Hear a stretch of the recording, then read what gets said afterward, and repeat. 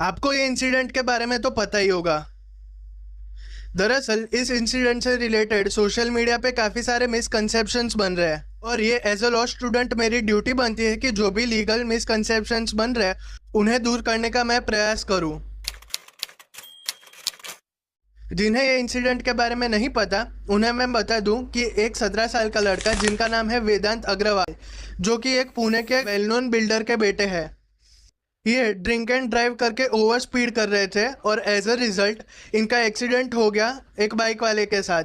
और एक्सीडेंट का इम्पैक्ट इतना मैसिव था कि एक पैसेंजर की डेथ ऑन द स्पॉट हो गई और जो दूसरा पैसेंजर था वो पॉर्श के साथ घिसटते हुए एक और गाड़ी और टू व्हीलर के साथ जाके टकरा गया। केस रजिस्टर हुआ है जुवेनाइल जस्टिस बोर्ड पुणे के अंडर और जुवेनाइल के वकील ने उनकी बेल के लिए बोर्ड के सामने प्रेयर रखी है कि इनको बेल दे दी जाए और ये अश्योर करते हैं कि जो जुवेनाइल है वो सबूत के साथ कोई छेड़छाड़ नहीं करेंगे और ना ही कोर्ट का जो दायरा है वो छोड़ के जाने का प्रयास करेंगे। और बोर्ड इन्हें बेल ग्रांट करने के लिए मान गया और कुछ कंडीशंस दी है कि वो ऐसे ऑफेंस में फ्यूचर में इन्वॉल्व ना हो और खराब संगति से दूर रहे। यूजुअली ऐसे केसेस में जुवेनाइल और उनके पेरेंट को मॉनिटर किया जाता है, बट इसमें बोर्ड ने एक यूनिक अप्रोच यूज़ किया है कि जो जुवेनाइल है उन्हें एक 300 वर्ड्स का ऐसे लिखने को बोला है about road accident and it effects. और उसके लिए उन्होंने जुवेनाइल को इंस्ट्रक्ट किया है कि वो 15 दिनों तक एक आरटीओ ऑफिसर को असिस्ट करे और रूल्स एंड रेगुलेशन को समझे और एक प्रेजेंटेशन बनाए और बोर्ड के सामने प्रेजेंट करे विद इन 15 डेज। और बोर्ड ने जुवेनाइल को ये भी कहा कि उनको डी एडिक्शन काउंसलिंग सेंटर जाना पड़ेगा और सैसून हॉस्पिटल के साइकोलॉजिस्ट और साइकेट्रिक डॉक्टर को भी कंसल्ट करना पड़ेगा और दोनों की रिपोर्ट बोर्ड को सबमिट करनी पड़ेगी विद इन 15 डेज। इससे रिलेटेड मिसकंसेप्शन क्या बन रहे ये देखिए।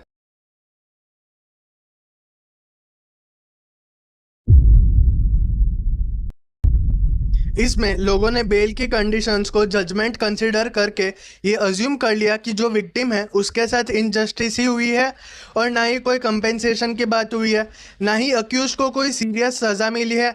और जो 300 वर्ड्स का है उसका ये लॉजिक निकाल दिया कि 150 वर्ड्स पर लाइफ, यानी कि 300 वर्ड्स में दोनों को जस्टिस अवार्ड कर दिया है जुडिशरी सिस्टम ने और उंगली उठा दी कि ये जस्टिस के नाम पे क्या मजाक किया है। इसको समझने के लिए ये सारे हैं जुवेनाइल प्रोसीडिंग के स्टेजेस। हमारा केस अभी सबसे इनिशियल स्टेज पे है। इस प्रोसेस को एक कार बनने के प्रोसेस से इमेजिन कीजिए कि अगर एक स्पोर्ट्स कार डिजाइनिंग वाले फेज में है तो उस स्टेज में हम ये डिसाइड नहीं करते कि उसकी टॉप स्पीड और उसका हॉर्स पावर इतना ही होगा। सिमिलरली ये स्टेज में भी हम ये डिसाइड नहीं कर सकते कि जजमेंट वाले फेज में विक्टिम को इनजस्टिस ही हुई है और अक्यूज को लिबरली छोड़ दिया है। और लोगों को दूसरी मिसकंसेप्शन ये हुई कि इसको सिर्फ 12 घंटे में बेल कैसे मिल गई। मैं मानता हूँ कि जुवेनाइल अरेस्ट में जो जुवेनाइल होता है उसको डिटेंशन हियरिंग तक कस्टडी में ही रखा जाता है, बट आप ये तो देखो कि इसमें ऑफेंस कमिट क्या हुआ है। ये ऑफेंस है 304 का, डेथ बाय नेग्लिजेंस का, और ये एक बेलेबल ऑफेंस है। थर्ड मेजर मिसकंसेप्शन ये है कि लोग जुवेनाइल को एक एज अ अडल्ट की तरह ट्रीट कर रहे हैं, यानी कि ऐसे परसीव किया जा रहा है कि एक अडल्ट ये सेम ऑफेंसेस करता तो उसको क्या सज़ा मिलनी चाहिए थी, कैसे प्रोसीडिंग होनी चाहिए थी, ये सब भी ये लोग सोशल मीडिया पे ही डिसाइड कर रहे हैं। In the eyes of law शुरुआती कार्यवाही में सारे फैक्ट्स को ही कंसिडर किया जाता है और सर्कमस्टेंशियल एविडेंसेस को ट्रायल के फेस में कंसिडर किया जाता है।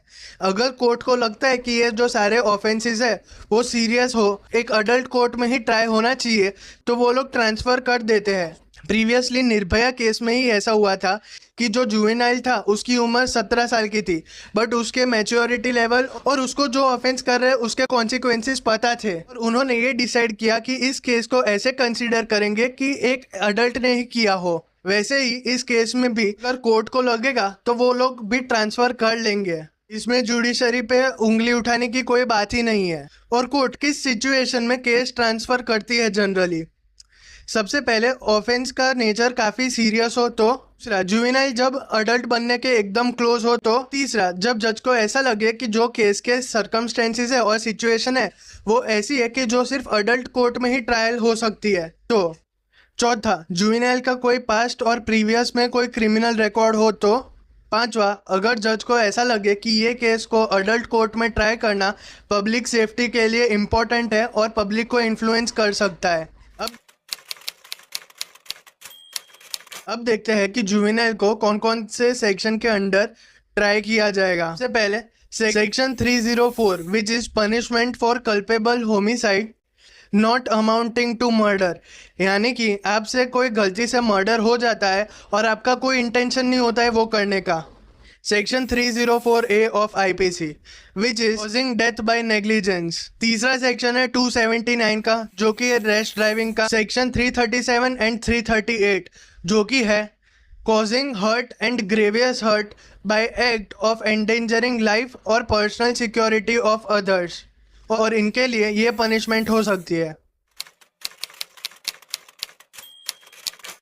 अब देखते हैं इसमें जुवेनाइल को छोड़ के और कौन कौन अक्यूज्ड है। सबसे पहले इनके पापा और पब जिन्होंने एक माइनर को लिकर सर्व की।